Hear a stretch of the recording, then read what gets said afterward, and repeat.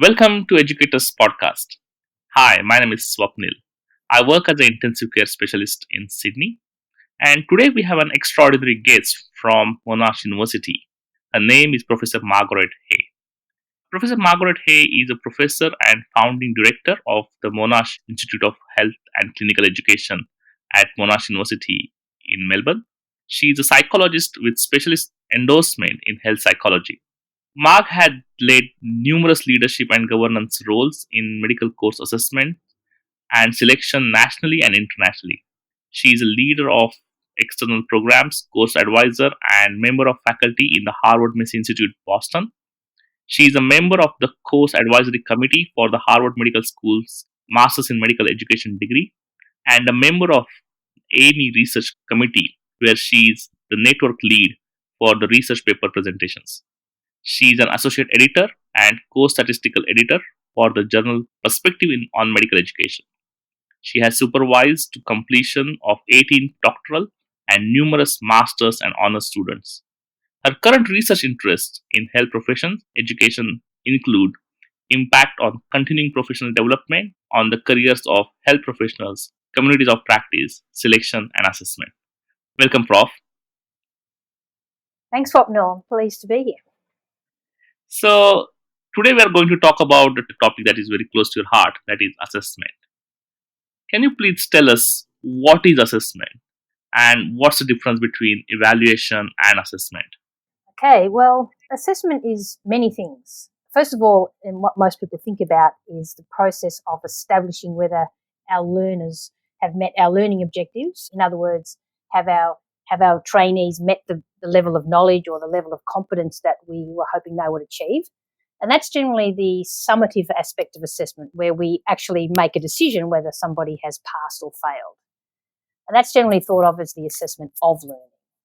But of course, another very important aspect of assessment, and some would argue the most important aspect of assessment, is formative assessment, which is where we are undertaking assessment with our learners and trainees to give them an idea of how they're travelling in terms of their knowledge or their competencies or their skill levels at a given points in time in terms of where they should be travelling. So in other words, we do assessment that enables them to determine any knowledge gaps that they may have or skills gaps that they may have so that they have time to learn and fill those gaps before they do their summative assessment. So that's assessment for learning.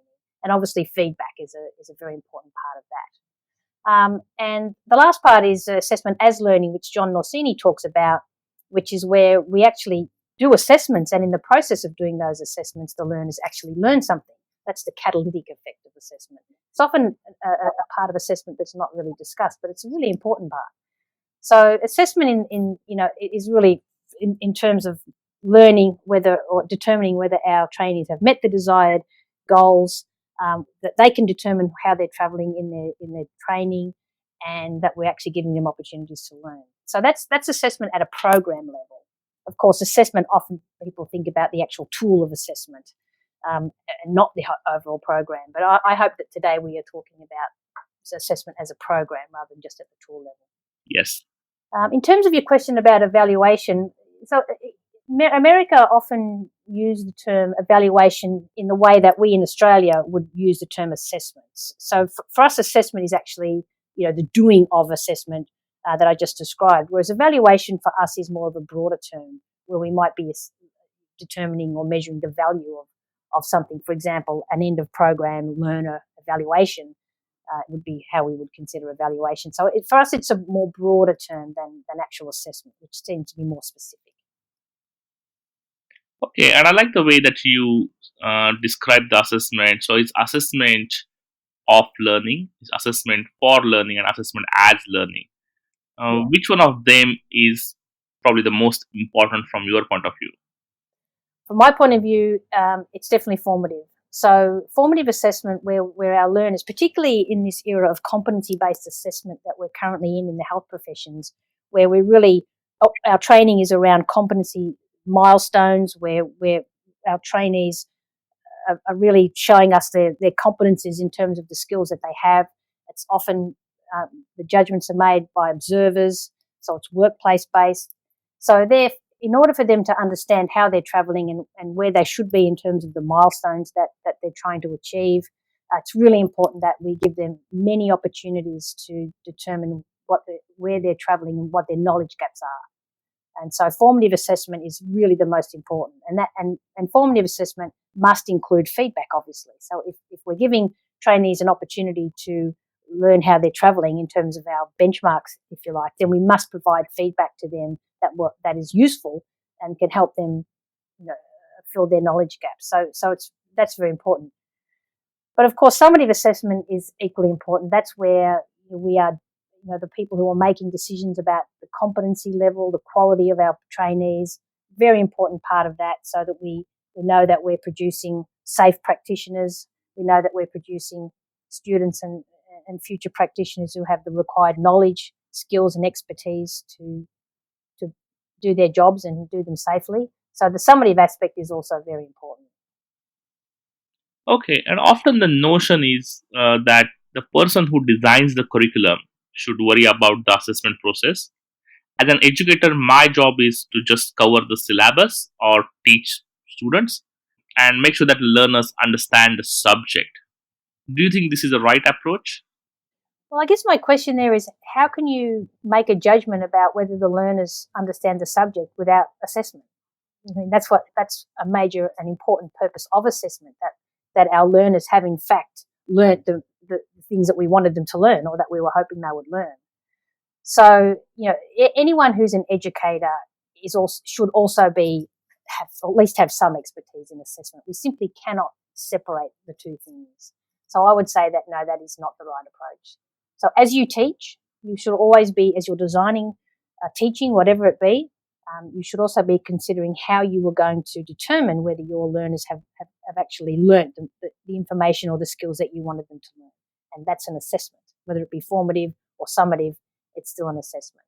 Okay, and you kind of partly answered the question, but again, from educator point of view, especially for the budding educators, there's so many things to learn about medical education. Then why we should bother about learning the assessment design process? Well, I mean, there's an adage: if you teach, you assess. So I guess I don't, as an educator, I can't separate out the part of me that is an assessor. It's part of my identity as an educator. If you're educating, you simply must have the skills to be able to understand assessment, even if you're not doing it. But I would argue you should be. But you must understand the assessment, and assessment as a process, assessment as a design. So it's an important skill of an educator. Okay, and in your opinion, what does a good assessment mean? Good assessment. So for me, I said earlier, I see good assessment as a program. Okay, so there's assessment at the tool level, but there's also assessment at the program level, and more that's what we're talking about. So that's taking a systems approach to assessment, if you like. So where assessment is not just one tool in one moment in time, but it's a whole part of an educational program or process. And there's a lot of literature in this area as well, and there's a literature on what actually a good assessment program should have. And the first thing that comes to mind there is effective leadership. So you do need, in a good assessment program, you need leadership, skilled leadership, but also leadership that is taking a governance role, an understanding role, an overview role for assessment within the program. You also need the assessment to be embedded within and not outside of the overall education program itself. So often we still talk about assessment being an add-on at the end, when in fact that is not a good assessment program. A good assessment program has the assessments embedded all the way through the program itself and clearly defined moments. So if that's the case, there needs to be good communication of the goals of the program in terms of the educational learning objectives and also how they link to the assessment. So that's the transparency aspect. And that actual transparency aspect is for a lot of people. So it's not just the faculty involved in the teaching, it's the learners, it's the people who are also engaged in the assessment, whether they be as examiners. It can be the community who have a stake in whether our trainees are meeting the standards that we set. A really important part of a quality assessment program is it has multiple assessments across multiple contexts in time and multiple tools, so that you never make an important judgment on a trainee or a learner based on one assessment moment. You have a sampling approach across multiple contexts and times and experiences, so that you can make a judgment of that overall quality of the trainee. We've already talked about the fact that it should include both formative and summative aspects for different purposes, and obviously important to have quality feedback. And lastly, the most important thing I would say includes training. So training of faculty in terms of assessment design, assessment, whether that be at the tool level or the overall program level, in standard setting, in examiner trainings. All of these sorts of things are really important. So faculty development is actually a really key part of a good assessment program. I understand that you've been doing quite a lot of work in faculty development area, and recently you concluded the Harvard Messi assessment course. What's your thoughts on from that program? So I did the Harvard Macy program in 2010 as a scholar, and it was very timely for me because I'd just been given the task of being director of assessment in our medical course, and it was quite challenging because we have a course in Malaysia, we have a course in Melbourne, Australia, but we also have courses in rural Australia. So when we were doing assessment, we were doing across literally in multiple regions, including internationally. Very big program, and so I learned a systems approach, which was very helpful to me in understanding how to really get people who were involved in that program working together. Because what was happening is that people tended to be working in silos, and someone may make a change at one part of the system, which significantly impacted on the assessment in other parts, but they weren't aware of that. So the systems approach, it did take a little while for me to get my head around it, but it was very, very helpful in seeing my role in assessment, even as an individual assessor, but right through also to designing a system that was very comprehensive and included all of the characteristics that I just outlined. So one of the things that we think about, you asked earlier about why educators should bother learning about assessment design and assessment processes, and all of us, because we've been through training ourselves, we obviously we're quite expert at doing assessments, but that does not mean that we have the expertise to develop assessments and to understand assessment at the program level, because assessment, particularly in the health professions, is very complex. And so it's really important that we take the time to understand the complexity of assessments, so that we know that we're doing a good job in our assessments. It's really, really important that we learn those skills and then apply them to our educational work. So the Harvard Macy course certainly helped me achieve that, and in fact we have a 3-day version of that course that we run in Melbourne, and in 3 days it's amazing what people leave and learn, and the very quick improvements they make to their own assessment programs, whether they be working at the college, specialist college level, or in the tertiary level. Great, and you refer to the systems approach. Many of the listeners might not be aware of what does actually involve. Will you be able to expand that concept for us, please? Sure. So taking a systems approach to assessment really is looking at assessment in terms of the whole program of assessment that we do, not just what we're doing in the universities, but how what we're doing informs the accreditation and the regulation of our system, how it informs, who's involved in our system. All of these things are really, really important. But in terms of the assessment of taking a systems approach, it really just means that we're looking at all of the different elements in our assessment program, whether it be within a year level or across the whole program, and looking at it in terms of how one aspect influences the other. Okay, so rather than what tended to happen certainly in our institution in the early days was that people would be teaching in their own areas, and they'd be assessing in their own areas, and they really didn't know what else was going on around them. And so taking a systems approach, we bring everybody to the balcony and we show them where their part of this assessment process or the curriculum fits in with the overall picture. And so people get an understanding then of where their very important part fits in with the broader system. So the systems approach allows us to break down the silos and to get people thinking about the fact that if they make a change in one part of their system, then that, or their part of the system, then that's going to potentially have a major impact in another part of the system that they may not have thought about. And so you start to have people thinking about, the whole process as opposed to just their small part in it. Okay, and clearly you've been in this field for a quite long period of time. How do you think the trend is changing in this assessment world, and what do you think the future will look like?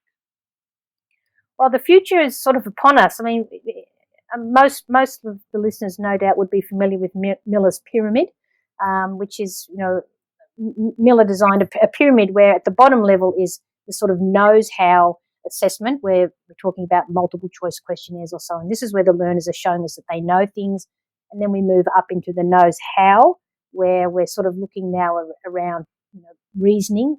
So a little bit more than just knows how, but how the trainees and learners are thinking. So that would be problem-based essays or extended matching questions and so on. Into the shows how part, which is where we actually the trainees are showing us in a simulated environment, such as an OSCE, objective structured clinical examination or something, that they have this. They actually showing us that they have the skills. And then the top of the pyramid was the does, which is where they're actually doing it. So they're in the workplace and they're doing it.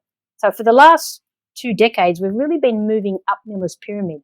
And now we're very much at the top level of the does. We're now working in the competency-based, workplace-based assessment part of Miller's pyramid. The other parts are still happening, of course, but most of the curriculum around the world now, particularly in medical education and other health professions education, being competency-based, is training and assessing people in the actual workplace doing their training. And so that, there are challenges that come with that, particularly in Australia when we have more trainees than we've ever had before. So we have larger numbers coming through, but we're now focusing on these very labour-intensive, observer-based assessments. So it's a very exciting time to be involved in assessment, actually. Yeah, and you mentioned about the competency-based medical education, and recently Canada has moved towards competency-based medical education for higher professional education. In Australia, we are still kind of a bit hesitant to go to that approach. Do you think that's something that we will do in Australia, or do you think it's too hard for us, given that competency-based medical education might prolong the duration of training, which is already quite prolonged in Australia compared to United States or Canada? Oh, I think that we are already moving to competency-based assessments, both at the undergraduate and postgraduate learning. I mean, most people who do our courses are involved in implementing workplace-based assessments and competency-based assessment frameworks. So CanMeds, you mentioned the competency-based framework has been around since the 1990s. Yes, they've now extended it, but a lot of colleges use CanMeds or are developing their own competencies. And so this is, the competency frameworks have brought with them this need for workplace-based assessments. So I don't think it's a case of if it will happen, it is already happening, which is why formative assessment is so important. Looking at assessment at a program level, as opposed to just, you teach, then you assess. That those days are certainly behind us. Great. And obviously, through your leadership, you have designed the assessment program for Monash across the continent, I guess.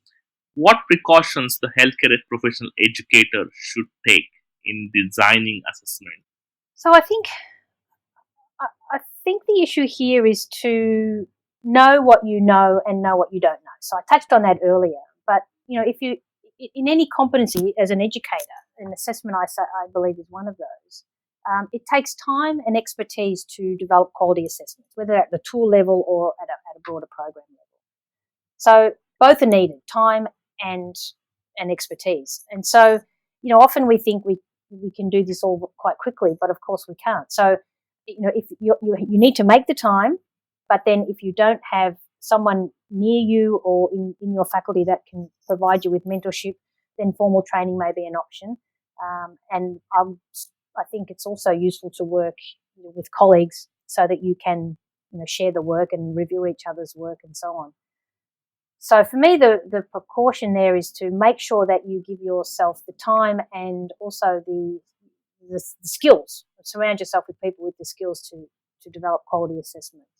Because if you don't, then you end up, it's not a good experience for you or certainly for the learners. I also think that it's useful for you to make sure that you see the performance statistics of the tools that you develop. So so that you can review their performance, make revisions as necessary, or see that they're performing well. So often we assess, but we don't often look at the way that we can, evaluate our own assessment tools. And that's very important. Yeah. So the other precaution I think is more a logistics one, is to make sure that the assessment that you're working on aligns with the syllabus, because that's one of the students. There's nothing worse than the learners, having to be exposed to assessments that they either didn't learn or they didn't feel were very aligned with the syllabus. It's not a good experience for them or for you. Okay, so that's kind of a nice segue into the next question. And you kind of previously alluded in your one of the answers that involve all the stakeholders while you're designing the assessment. So, what are the implications of involving the learners in the assessment process? Yeah, so this is surprisingly, or maybe not surprisingly, controversial. So in my time in assessment at Monash, we had student representatives on the various year level assessment committees, and then we didn't, and then we did, and then we didn't. So obviously there's an issue in terms of the content of the assessments that you would obviously want the students to know about. But there's a very important role, I think, that in having the learners involved in the process. They are the end users of our work. And in anything that we do, obviously we would consult with the end users. But for some reason in assessment, we forget that rule. But the learners are also very intimately exposed to and involved in the assessment process, much more than we are as faculty, because often we're only involved in our own part of that. But they are very much involved in assessment for the whole curriculum. And so they know how it flows together. They have experienced it. They know how it aligns with curriculum. So I see our learners as a really important and valuable part of a quality assessment program, because they're so intimately involved in experiencing it that they have a great deal that they can share with us from that. And I also believe transparency is really important in a quality assessment program. So the learners need to know exactly what's required of them and what standards they're expected to meet, so that they can prepare for that. And so that's part of the transparency, that having them be part of that and having a voice is really important. But I acknowledge that not everybody shares that view. Some people believe that that learners really shouldn't be involved in the assessment process. What do you think about that, Swapnil? Oh, I agree with you, because I think as an end user we need to involve learners in assessment process, and that's so pivotal. Otherwise, we don't know what we are doing. And as you mentioned before, that if assessment process is not in alignment with the syllabus that we're teaching, I think we're not going to get answers what we're looking for. Yeah. And also, if we're just looking at assessment from a summative point of view, then I can understand why we wouldn't include them. But if we're looking at assessment, as formative, as learning, if we look at assessment from that broader perspective, then of course the learners they should be involved. It's actually crazy that they're not. Absolutely. And as you mentioned, the feedback is very crucial. And if we don't get feedback from our end users that how our assessment looks like, I think Yes. we are not going to improve, or we're not going to evolve. And I think Yeah. that's really important. And that brings to the next question, actually. And one of the things that you mentioned, that sometimes if people don't know how to design assessment, obviously the assessment can become a very problematic. But how can you assess the assessment, whether it's a good assessment or whether it's not a good assessment? So there's a range of psychometric evaluations and processes that should be done, but certainly for summative assessment, mostly for summative assessment, at the end of any assessment cycle or process. And so we're talking about reliability and validity and those sorts of things, which, a lot of people either don't want to know about, or, think, well, it's too hard, and it's numbers and statistics, and I'm not so good at that. But it is absolutely key, because if we are making judgments, progression decisions and judgments on tools that are not reliable or valid, then those judgments can be questioned. So the psychometrics are really important, and if people don't have the skills to do those, then you need to employ people who do. So it's not, you'll see around the world that a lot of people involved in assessment are like me, psychologists, and we bring our psychometric experience and expertise to the process. There is a push, though, more recently. Brian Hodges has written a paper called "Learning to Love the Subjective." So, the psychometrics aren't everything, but they are an important part of tool reliability and validity. So at least we know that our decisions are being based on quality tools. So that's one way. But there's particularly in workplace-based assessments where we've got multiple stakeholders involved. We've got examiners, we have simulated patients, we have the trainees and learners themselves. There's a whole range of feedback that they can also give us in terms of the quality of the tool, because they're at the coalface doing it. And so, there's a great deal of information that we can get from those involved in the actual assessment moment that we can use to improve our tools, or to at least review the assessment. So we always have, at the end of our assessments, opportunities for the examiners to provide us feedback on the actual, if it's an OSCE station, for example, on the station itself, how it might be improved, or where they were struggling with marking and so on, or where the trainees were struggling with, some of the responses and so on. Okay. And in terms of assessing your own program, what are the kind of key structures that you have put in place so that you can get constant feedback about your own work?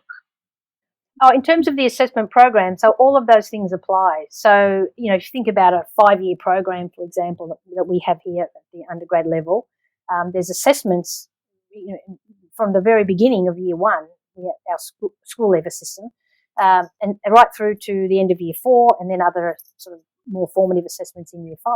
So every year there's evaluation of or there should be, I haven't been involved for a number of years now, but evaluation of not just the psychometric evaluation, that's certainly done on all the assessments, but also feedback from the assessors, feedback from the clinical schools, so feedback to them on how their students and trainees are going.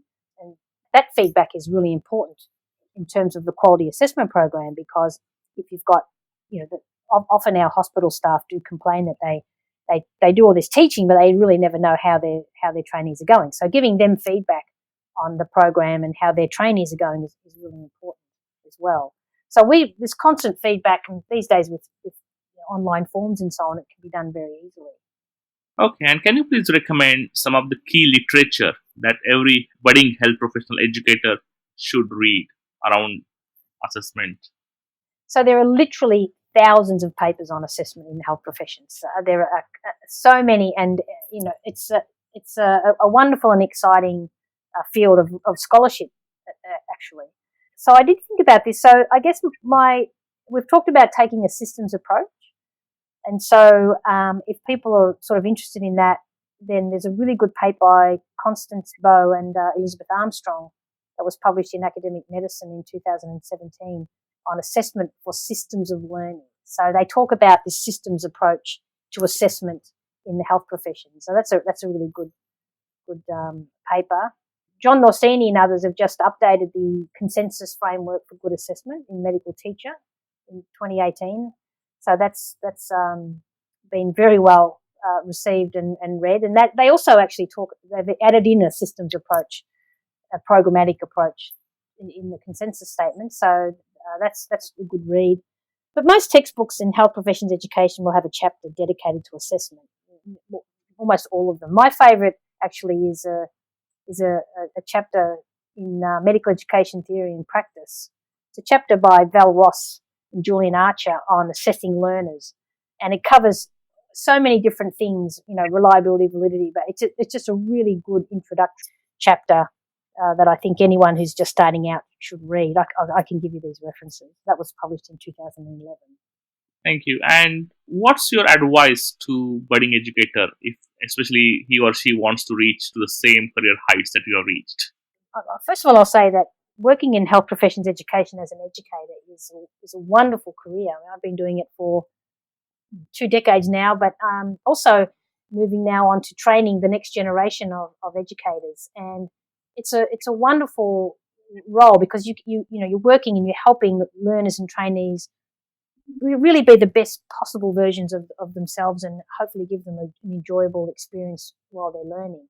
But I think, like anything, it's a competency. So, my advice is to seek out as many different mentors as you can, people who teach differently than you do, people that you really enjoy what they do, but also, you know, look at how other people are teaching and ask them about their philosophy, their teaching philosophy, their approach to their teaching, so that you can really, the broader knowledge and experience you have, then you can find the things that work for you within that.